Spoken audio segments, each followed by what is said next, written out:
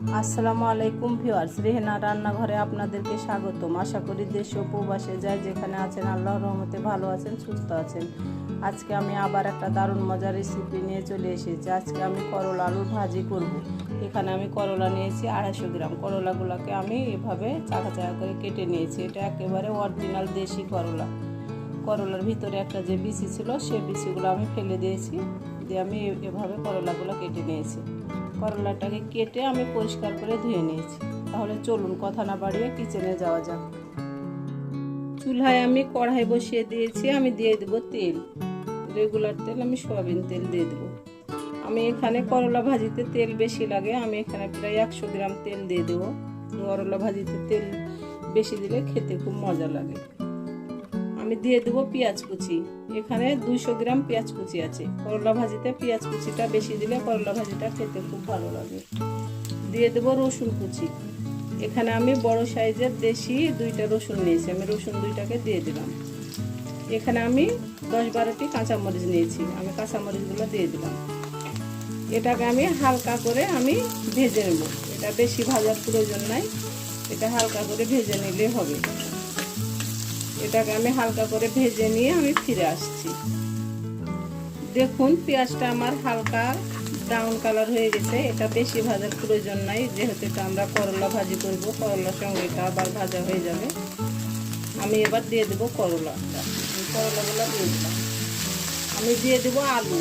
আমি এখানে 250 গ্রাম করলার জন্য আমি 3টা মাঝারি সাইজের আলু ব্যবহার করলাম। আমি আলুগুলো দিয়ে দিলাম। আমি দিয়ে দেবো লবণ স্বাদ অনুযায়ী, হলুদের গুঁড়া 1/2 চামচ। করলা ভাজিতে হলুদের গুঁড়াটা খুব অল্প ব্যবহার করতে হবে, বেশি ব্যবহার করলে করলা ভাজিটা তিতা হয়ে যায়। সেজন্য করলা ভাজিতে খুব অল্প করে হলুদের গুঁড়া ব্যবহার করতে হয়। এটাকে আমি ঢাকবো না। করলা ভাজি ঢেকে রান্না করলে করলা ভাজিটা তিতা লাগে খেতে। আমি এভাবে আমি করলা ভাজিটাকে মিডিয়াম টু লো হিটে আমি একেবারে আমি সিদ্ধ করে নেব। আমি মিডিয়াম টু লো হিটে আমি সিদ্ধ করে আমি ফিরে আসছি।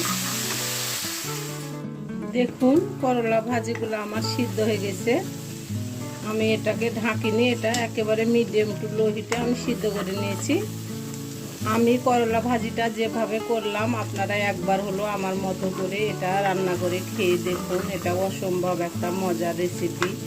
এটা যদি থাকে গরম ভাতের সঙ্গে তাহলে আর অন্য কিছুই লাগবে না, এবং এটা খেতে অত তিতাও লাগবে না, যেহেতু এখানে পেঁয়াজ বেশি ব্যবহার করা হয়েছে।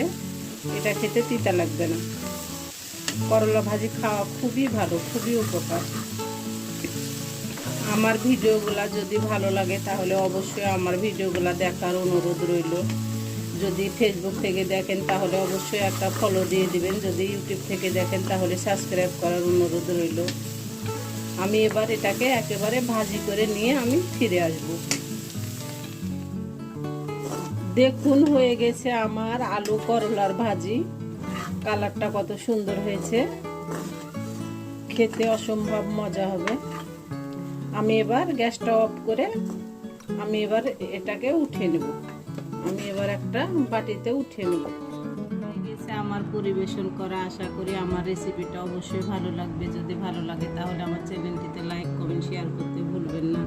বেশি বেশি করে সাবস্ক্রাইব করার অনুরোধ রইল। তাহলে আজকের মতো এখানে বিদায়। আবার অন্য কোনো রেসিপি নিয়ে আসবো। সবাই ভালো থাকবেন। আল্লাহ হাফেজ।